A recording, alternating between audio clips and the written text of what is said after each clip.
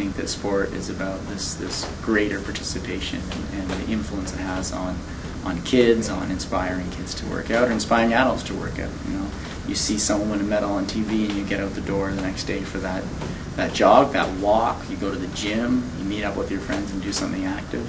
I think if you can inspire people, and it happens to be medals that do that, then that's a great thing. The idea of medals only matter is where we drift into the at what cost, and I think that's kind of for each individual to decide. Sports is a selfish endeavor. It's a very selfish endeavor at times, but it requires such a broader team and a group of people to pull it together, and that's the part of the process of chasing medals that I love. I love putting down on paper, well, this is the goal, this is the expectation that we have of ourselves, and going through the process of trying to accomplish that. And if you were just to say, oh, I just want to be there, I don't really care how I do, then you would only pursue it at that intensity. And I enjoy the intensity and the sacrifice and the focus that it takes to really say, no, I want to win.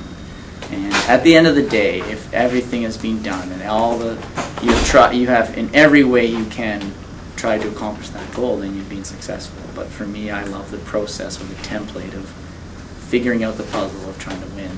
And I think that draws the best out of everybody. I saw this year, my coach, Joel Filio, it drew the best out of him. He had to figure, if we were just trying to shoot for a 15th, a 12th, a 10th, it wouldn't have drawn the best out of him. Because we were trying to win, it drew the best out of him. So I love that process.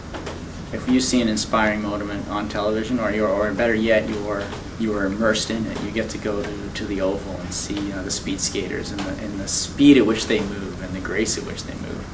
And a kid who wasn't into team sports, didn't like soccer, but loves individual sports, finds inspiration in that, gets active, influences his friends, and says, and as I did, and my friends influenced me. They had separate goals, but we all kind of worked together towards those.